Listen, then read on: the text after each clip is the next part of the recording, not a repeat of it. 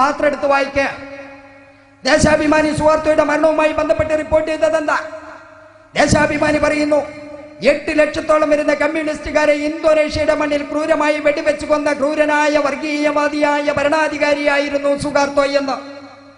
ആ സുഹാർത്തോയുടെ അനന്തരവനും സന്തത സഹചാരിയുമായ സലീം ഗ്രൂപ്പ് എന്ന് പറയുന്ന വിദേശ മൂലധനക്കാരൻ പിടിമുറുക്കിയത് പ്രിയമുള്ളവരെ, തൊഴിലാളി വർഗത്തിന്റെ കണ്ണീരൊപ്പുന്ന പാർട്ടി എന്ന് പറയുന്ന CPIM 33.25 കൊല്ലം ഭരിച്ച ബംഗാളിന്റെ മണ്ണിലാണ്. ഗ്രാമത്തിന്റെ പേരാണ് നെറികെട്ട കമ്മ്യൂണിസ്റ്റുകാരാ സിംഗൂര്. അപ്പോ ഇന്ത്യയിലെയും വിദേശത്തെയും മൂലധനം നിങ്ങൾക്ക് ഇപ്പൊ സ്വീകാര്യമാണ്. ഇന്ന് പറഞ്ഞത് കമ്മ്യൂണിസ്റ്റുകാരന് ഇതാ എമർജിംഗ് കേരള പറ്റൂല. ഇന്ന് പറഞ്ഞത് ഏതാ നിങ്ങൾ പറ്റൂന്ന് പറഞ്ഞത്? എന്ത് വന്നാലും ഇതിനെതിരായിട്ട് നിൽക്കാന്നല്ലാതെ ഈ രാജ്യത്തെ കമ്മ്യൂണിസ്റ്റുകാർ രാജ്യത്തിന് വേണ്ടി ചെയ്തതെന്താ? 1980-കൾക്ക് ശേഷം കേരളത്തിലെ കമ്മ്യൂണിസ്റ്റ് പാർട്ടി വിസിറ്റ് ഇന്ത്യയിലെ കമ്മ്യൂണിസ്റ്റ് പാർട്ടി ഈ രാജ്യത്തെ ജനങ്ങൾക്ക് വേണ്ടി ചെയ്ത ഒരു കാര്യം പറയാൻ പറ്റുമോ സഖാവേ? ഒരു കാര്യം. 80-കൾക്ക് ശേഷമാണ് കമ്മ്യൂണിസ്റ്റ് പാർട്ടികളുടെ അപജയത്തിന് തുടക്കം കുറിക്കുന്നത്.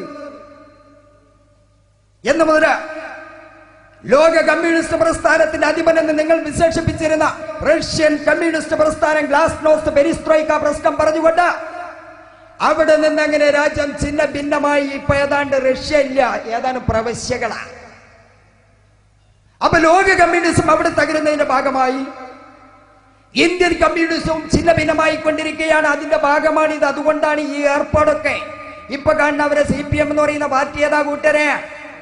ആ പാർട്ടി പിണറായി വിജയൻ ആധിപത്യമുള്ള പണാധിപത്യത്തിന്റെ പിറകെയോടുന്ന ഏകാധിപത്യ പ്രവണത വെച്ചു പുലർത്തുന്ന ഒരു എസ്റ്റാബ്ലിഷ്ഡ് കമ്പനിയായിട്ട് CPM എന്ന് പറയുന്ന പാർട്ടി തരം താണു പോയിരിക്കുന്നു. മാത്രവുമല്ല, ഇരുളടഞ്ഞ രാഷ്ട്രീയത്തിന് ഉടമകളായിട്ട് അതിന്റെ നേതൃത്വം അതപ്പതിച്ചു പോയിരിക്കുന്നു.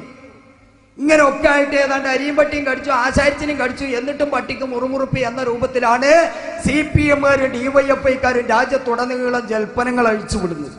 അല്ലേ? എന്ത് വന്നാലും അതിന്റെ ഒക്കെ ആളിന് വരാം. തിരൂരങ്ങാടിയിൽ ചിലപ്പോൾ ഒരു മെമ്പറേ ഉണ്ടാവുള്ളൂ. എന്നാലും ഈ പഞ്ചായത്തിൽ എന്ത് കാര്യം നടന്നാലും അത് കമ്മ്യൂണിസ്റ്റുകാർ നടത്തിയതാണ്.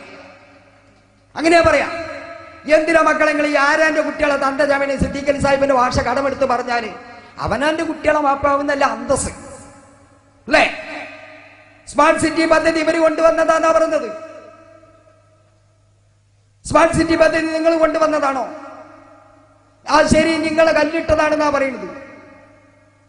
VS അച്യുതാനന്ദൻ സഖാവ് കേരളത്തിന്റെ മുഖ്യമന്ത്രി ആയിരുന്നപ്പോ സ്മാർട്ട് സിറ്റി പദ്ധതിക്ക് കല്ലിട്ടു എന്നാ പറഞ്ഞത്. കല്ലിട്ട് എന്തുദ്ദേശം വെച്ചിട്ടാണ്? എന്റെ നാട്ടിൽ ഉണ്ണാമനാചാരി എന്ന് പറയുന്ന ഒരു കാർന്നൂരുണ്ടായിരുന്നു എന്ന് പറഞ്ഞു കേട്ടിട്ടുണ്ട്. അദ്ദേഹത്തിന് ചില വിക്രിയകൾ ഉണ്ടായിരുന്നു പോലും. എന്താ പ്രത്യേകത വെച്ചാൽ, ഹിന്ദുക്കളെ വീട്ടിൽ എന്ത് പരിപാടി നടന്നാലും അവസാന നിമിഷം മൂപ്പരാണ്ട് കയറി ചെന്നിട്ട് ആ കാലംകൊടിയും വീശിട്ട് ഒറ്റ വർത്താന ഒരു നീട്ടിയ വിളിയാണ്ട് വിളിക്കും. അപ്പൊ പുറത്തുനിന്ന് വന്നവരൊക്കെ കയറുന്നു ഇയാൾ തന്നെയാണ് ഇവിടുത്തെ ഏറ്റവും വലിയ കാർന്നൂരിത. ഒരു ദിവസം രാമൻകുട്ടീന്റെ മോളെ കല്യാണ നിശ്ചയം ഞങ്ങൾ അവിടേക്ക് വീടാഴ്ചാന്നാ പറയാം. തിരുവനങ്കാടിക്കാരും അതേനെ പറയാന്നാ വരുന്നുണ്ട്. വീടാഴ്ച നടക്കുന്ന സമയത്ത് ഉണ്ണാമനാചാരി കയറിയിട്ട് വന്ന അവസാന നിമിഷത്തിൽ കയറി വന്നിട്ട് ഒരൊറ്റ വിളിയാ, രാമൻകുട്ടിയെ എന്റെ മോളെ കല്യാണമൊക്കെ നിശ്ചയിച്ചപ്പോ മങ്കടക്കാർക്ക് ഉറപ്പിച്ചില്ലേ? ആ ഉറപ്പിച്ചു. പെണ്ണിന് പണ്ടം വല്ലതും പറഞ്ഞിക്കണോടോ?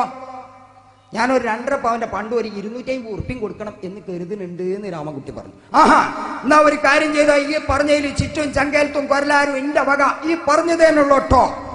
ഒരു 40 വയസ്സിന് മേലുള്ള ആളുകൾക്ക് ആ ആഭരണത്തിന്റെ പേര് അറിയും. ചുറ്റും ചങ്കേലത്തും കൊരലാരും എന്റെ വക ഈ പറഞ്ഞതേനുള്ളോട്ടോ. ഉണ്ണാമനാചാരി പോയി. കല്യാണ ദിവസം വന്നു. മങ്കടക്കാരും പുതിയാപ്പിളിയും ചെക്കനും ഒക്കെ കൂടെ വന്ന് കതിർമണ്ഡപത്തിലേറി പെണ്ണിന്റെ കഴുത്തിൽ വരണമാലിന്യം ചാർത്തി പെണ്ണിന്റെ അമ്മാവനോ അച്ഛനോ പിടിച്ച് ചെക്കന്റെ കയ്യിൽ കൈ ഏൽപ്പിച്ച് കതിർമണ്ഡപം ഒരു 7 പ്രദക്ഷിണൊക്കെ കഴിഞ്ഞ് പുറത്തിറങ്ങി ചെക്കനും പെണ്ണും ഭക്ഷണം കഴിച്ച് പുതിയാപ്പിളിയും പെണ്ണും കൂടി പോകാൻ നിൽക്കണ നേരത്തെ അവസാന നിമിഷത്തിലാണ് ഉണ്ണാമനാചാരി കാലംകൊടിയും വീശി കയറിയിട്ട് വന്നിട്ട് ഒറ്റ ചോദ്യം, രാമൻകുട്ടിയെ പപ്പടത്തിൽ ഉപ്പുണ്ടോ നോക്കിയിട്ടില്ലേ? അവിയലിന്റെ കൈപ്പക്ക വട്ടത്തിലാ നീളത്തിലാ വെട്ടിയത്? തെങ്ങിന്റെ ഓരം ചാരി നിൽക്കണ രാമൻകുട്ടി വരെ അതൊക്കെ ഏതാണ്ട് ഞാൻ ഒത്തൊപ്പിച്ച് പോയിട്ടുണ്ട്. പിന്നെന്താ എന്റെ പ്രശ്നം? ഒന്നല്ല, പെണ്ണിനെ ഇറക്കി കൊടുക്കാൻ നേരെയായി അവര് കൊണ്ടുപോകാനും നിൽക്കുകയാണ്. നിങ്ങളന്ന് പറഞ്ഞ ആ പണ്ടം കിട്ടണം എന്റെ കുട്ടിക്ക്, അതുകൂടിയാണ് കൊടുത്തയക്കായിരുന്നു പറഞ്ഞപ്പോ ഉണ്ണാമനാചാരി പറയണ, ഓ എന്റെ പോയത്തക്കാരാ മണ്ട, ഞാൻ ആ ആള് കൂടിയ സഭയിൽ അപ്പം തന്നെ പറഞ്ഞിട്ടില്ലേ ഈ പറഞ്ഞതേനുള്ളൂ എന്ന്. ആ പറഞ്ഞതേനുള്ളൂ, കൊടുക്കാൻ വേണ്ടി പറഞ്ഞതല്ല. എന്ന പോലെ അച്യുതാനന്ദൻ സഖാവ് ഭരണം വിട്ടെറിഞ്ഞ് പോണ സമയത്ത് കൊച്ചി കാക്കനാട്ട് സ്മാർട്ട് സിറ്റിക്ക് ഒരു തറക്കല്ലിട്ടാൽ ഈ കല്യാണം ഉണ്ടാവുള്ളൂ എന്ന് അച്യുതാനന്ദൻ സഖാവും ഡിവൈഎഫ്ഐക്കാരും മനസ്സിലാക്കിയതെങ്കിൽ എന്റെ പ്രിയപ്പെട്ട സഖാവെ മനസ്സിലാക്കുക. കേരളത്തിലെ അഭ്യസ്ത വിദ്യരായ ചെറുപ്പക്കാരുടെ ഹൃദയ തുടിപ്പറിയുന്ന പാണ്ടികടവത്ത് കുഞ്ഞാലിക്കുട്ടി സാഹിബാണ് കേരളത്തിലെ വ്യവസായ ഔട്ടി വകുപ്പ് കൈകാര്യം ചെയ്യുന്നത് എന്ന തിരിച്ചറിവ് നിങ്ങൾക്കുണ്ടാവട്ടെ. സ്മാർട്ട് സിറ്റി പദ്ധതി യാഥാർത്ഥ്യമായി മുന്നോട്ട് പോവുകയാണ്. എമർജിംഗ് കേരളയിൽ ഇന്ന് പത്രം വായിച്ചവരുണ്ടല്ലോ, 11 മെഗാ പ്രോജക്റ്റുകളാണ് വരുന്നത്. ചോദിക്കട്ടെ, കേരളത്തിനകത്ത് 150 എഞ്ചിനീയറിംഗ് കോളേജുകളാണുള്ളത്. സ്വാശ്രയ കോളേജുകൾ 110, 40 എഞ്ചിനീയറിംഗ് കോളേജ് ഉൾപ്പെടെ 150.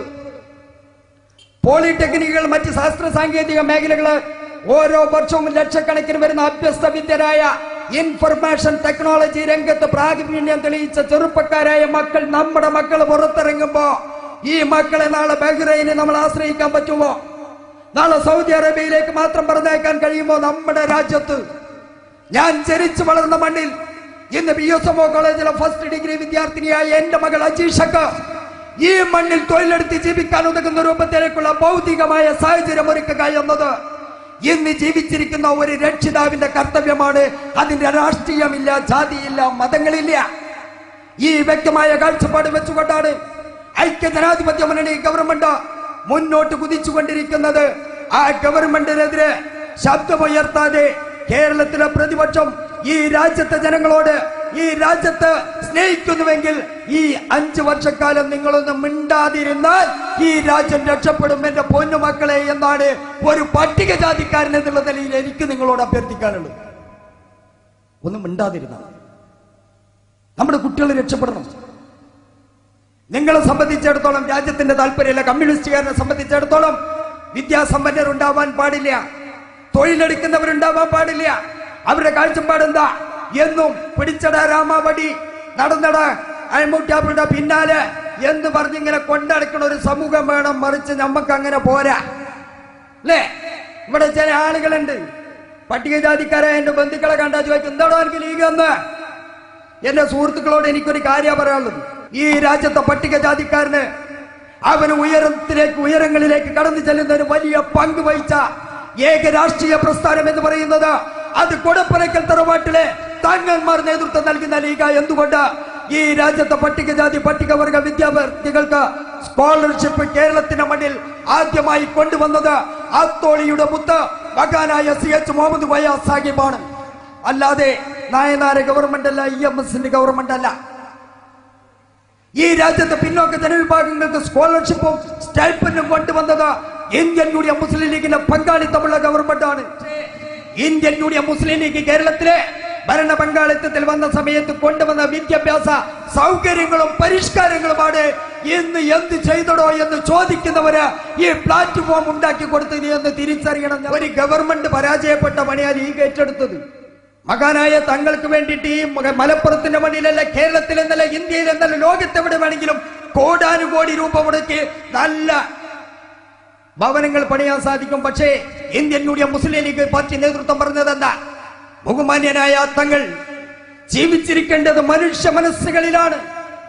അതുകൊണ്ട് നിരാലംബരും ആളുകൾക്ക് അന്തിയുറങ്ങാൻ കൂരയില്ലാത്തവർക്ക് ബഹുമാന്യനായ തങ്ങളുടെ നാമധേയത്തിൽ ഒരു ബൈത്തുർ റഹ്മാൻ നിർമ്മിച്ചു നൽകാൻ ജില്ലാ കമ്മിറ്റി തീരുമാനമെടുത്തപ്പോൾ 151 പണി നടക്കുന്നത് 313 നേതാക്കൾ പറഞ്ഞത്. 313 കണക്കൊന്നും ഞാൻ നിങ്ങളോട് പറയുന്നില്ല. അംബിയ മുർസലിങ്ങളുടെ കണക്കാ നിങ്ങൾക്ക് അറിയാം അല്ലേ? ഒരു ഗവൺമെന്റ് പരാജയപ്പെട്ടു. ഇടതുപക്ഷ ജനാധിപത്യ മുന്നണി ഗവൺമെന്റ് EMS ഭവന പദ്ധതി പറഞ്ഞ് ആ തറട്ടോടുത്ത് കിടക്കല്ലാതെ ഇന്ന് വരെ ഏതെങ്കിലും ആ വീട് പൂർത്തീകരിക്കപ്പെട്ടിട്ടുണ്ടോ കൂട്ടരെ? പിന്നെ ലീഗിന്റെ പുറത്ത് കയറിയിട്ട് വല്ല കാര്യമുണ്ടോ? പിന്നെ ഞങ്ങൾ ലീഗിന്റെ ഒപ്പം നിൽക്കണം. ഞങ്ങൾ പിന്നെ ആരൊപ്പം നിൽക്കണം? നിങ്ങളൊപ്പം നിൽക്കണം. ലീഗ് എന്താ ചെയ്തത്? ഈ കഴിഞ്ഞ പഞ്ചായത്ത് തെരഞ്ഞെടുപ്പിൽ കേരളത്തില് മുസ്ലിം ലീഗ് പാർട്ടി മത്സരിച്ച 2800 സീറ്റിലാണ്, ത്രിതല പഞ്ചായത്തുകളിലായിട്ട്. അതിൽ 2218 ആളുകൾ ജയിച്ചു വരിക.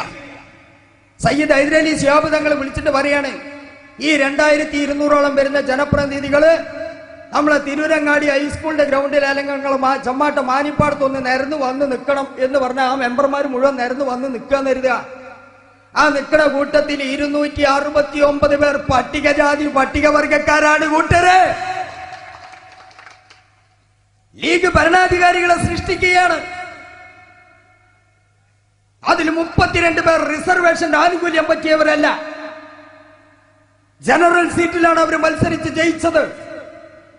കോട്ടയം ഈരാറ്റുപേട്ട 6-ാം വാർഡിനകത്ത് മത്സരിച്ച് ജയിച്ചത് ഈഴവൻ എന്ന് പറയുന്ന ഒരു ഈഴവനായ ഒരു സഹോദരനാണ്. കോണി ചിഹ്നത്തിൽ. അവിടുത്തെ തണ്ടാന്മാർ പട്ടികജാതിക്കാരാ. ഇവിടെ ഈഴവൻ എന്ന് പറയുന്ന അവിടെ തണ്ടാനാ. അങ്ങനെ ലീഗ് ഭരണാധികാരികളെ സൃഷ്ടിക്കാൻ ഞാൻ ചോദിക്കട്ടെ, അവിടെ മതേതരത്വം പ്രസംഗിക്കുന്ന മതേതര പാർട്ടികൾ എന്ന് പറയുന്ന പാർട്ടിക്കാരെ നിങ്ങളൊന്ന് വിശകലനം ചെയ്യുക. പുറത്തല്ല നിങ്ങളെ പാർട്ടിക്കുള്ളില്. കേരളത്തിനകത്ത് 1000 ഗ്രാമപഞ്ചായത്തുകളെടുത്ത് പരിശോധിച്ചിട്ട് CPIM എന്ന് പറയുന്ന പാർട്ടിക്ക് 1000 ഗ്രാമപഞ്ചായത്തുകളിലായിട്ട് 150 ലോക്കൽ കമ്മിറ്റി മെമ്പർമാരെ കാണിച്ചു തരാൻ പറ്റുമോ പട്ടികജാതിക്കാരെ? പിന്നെ ഞങ്ങൾ ആരോടൊപ്പം നിൽക്കണം? ഭരണാധികാരികളെ സൃഷ്ടിക്കുക.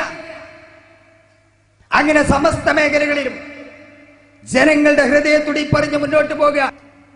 എല്ലാവരും എതിർക്കുക ലീഗിനെതിരായിട്ടും. മഹാനായ മർഹൂം CH മുഹമ്മദ് കോയ സാഹിബ് 1981 എന്റെ തൊട്ടടുത്ത പഞ്ചായത്ത് എടരിക്കോട് പഞ്ചായത്തിലെ മഹാനായ മർഹൂം പൂഴിക്കൽ ഇബ്രാഹിം ഹാജി അധ്യക്ഷത വഹിച്ചൊരു യോഗത്തിൽ വെച്ച് പ്രസംഗിച്ചൊരു വാക്ക് ഞാൻ നേരിട്ട് കേട്ടിട്ടുണ്ട്. അദ്ദേഹം അന്ന് പറഞ്ഞത്, മക്കളെ, കല്ല്, കരട്, കാഞ്ഞീര്, കുറ്റി മുതൽ മുള്ളുമുരട്, മൂർക്കൻ, പാമ്പ് വരെ നമുക്കെതിരാണ്. പക്ഷേ നമുക്ക് കൈത്താങ്ങായി നമ്മുടെ കൈ മാത്രമേയുള്ളൂ. എന്റെ യൂത്ത് ലീഗിന്റെ കുട്ടികളോട് എനിക്ക് പറയാനുള്ളത്, ഇന്ത്യൻ യൂണിയൻ മുസ്ലിം ലീഗിന് അന്നും ഇന്നും എന്നും ലീഗ് മാത്രമേ ഉണ്ടായിരിക്കുകയുള്ളൂ. അപ്പുറത്ത് വരുന്നതും പോകും. പക്ഷേ ഈ ലീഗിന്റെ മുഖമുദ്ര എന്ന് പറയുന്നത് ജീവകാരുണ്യ പ്രവർത്തനമാണ്. ആ ജീവകാരുണ്യ പ്രവർത്തനമാണ് രാഷ്ട്രീയ പ്രവർത്തനം എന്ന് മനസ്സിലാക്കിയ ഈ പ്രസ്ഥാനത്തിലേക്ക് ഈ ഭാഗത്ത് നിന്നും കുറെ ആളുകൾ കടന്നു വരാൻ തയ്യാറായി എന്ന് കേട്ടതിൽ ഞങ്ങളെ പോലെയുള്ളവർ സന്തോഷിക്കുകയാണ്. എന്റെ പ്രിയമുള്ളവരെ, യാതൊരു തർക്കവും വേണ്ട. ഇന്ത്യൻ യൂണിയൻ മുസ്ലിം ലീഗിനകത്ത് കടന്നു വന്നതുകൊണ്ട് ഒരിക്കലും ഒരു മനുഷ്യനും 1 ഇഞ്ച് തന്റെ ജീവിത നിലവാരത്തിൽ നിന്നോ സംസ്കാരത്തിൽ നിന്നോ പുറകോട്ട് പോകേണ്ടി വരില്ല. ആലിക്കാസിന്റെ പരസ്യം പോലെ ഒരു പണത്തൂക്കം ദൈനംദിനം മുന്നോട്ട് എന്ന രൂപത്തിലെ അത് വരൂ എന്ന തിരിച്ചറിവിനാൽ ഈ പ്രസ്ഥാനത്തിലേക്ക് കടന്നു വരിക. എന്റെ വാക്കുകൾ ആരെയെങ്കിലും വേദനിപ്പിച്ചിട്ടുണ്ടെങ്കിൽ അവരോടുള്ള വിരോധം കൊണ്ടല്ല, നേരെ മറിച്ച് ജീവിച്ചിരിക്കുന്ന നഗ്ന യാഥാർത്ഥ്യങ്ങൾ ജനമധ്യത്തിൽ തുറന്ന് പ്രതിപാദിക്കാൻ ഇന്ത്യൻ രാഷ്ട്രീയ രംഗത്തെ വിശിഷ്ട കേരളീയ രാഷ്ട്രീയ വിദ്യാർത്ഥികൾ പ്രതിജ്ഞാബദ്ധമാണ് എന്ന തിരിച്ചറിവ് അത്തരക്കാർക്കും ഉണ്ടാകട്ടെ. ആ തിരിച്ചറിവിന്റെ അടിസ്ഥാനത്തിൽ അപ്പുറത്ത് നിന്നുകൊണ്ട് കണ്ടവന്റെ മലമൂത്ര വിസർജ്യങ്ങൾ നിറഞ്ഞ ആ വിഴുപ്പ് പാണ്ട് ചുമക്കുന്ന കഴുതുകളുടെ തലയാവുന്നതിലും ഭേദം ശോഭനമായ ഒരു ഭാവി ലക്ഷ്യം വെച്ചുകൊണ്ട് വളരുന്ന തലമുറക്ക് വളക്കൂറുള്ള മണ്ണാക്കി ഈ രാജ്യത്തെ മാറ്റിയെടുക്കാൻ വേണ്ടി പടയോട്ടം നടത്തുന്ന പാണ്ടികടവത്ത് കുഞ്ഞാലിക്കുട്ടി സാഹിബും സയ്യിദ് ഹൈദരലി ശിഹാബ് തങ്ങളും നേതൃത്വം നൽകുന്ന ഇന്ത്യൻ യൂണിയൻ മുസ്ലിം ലീഗ് എന്ന ഈ പടക്കുതിരയുടെ വാലിലെ ജീവനുള്ള ഒരു രോമമായി ജീവിക്കുന്നതാണ് ആത്മാഭിമാനം അന്തസ് എന്ന തിരിച്ചറിവോടെ ഈ പ്രസ്ഥാനത്തിലേക്ക് കടന്നു വരിക എന്ന അഭ്യർത്ഥനയോടെ അപേക്ഷയോടെ തൽക്കാലം വിടവാങ്ങുന്നു. നന്ദി, നമസ്കാരം. ജയ് ഇന്ത്യൻ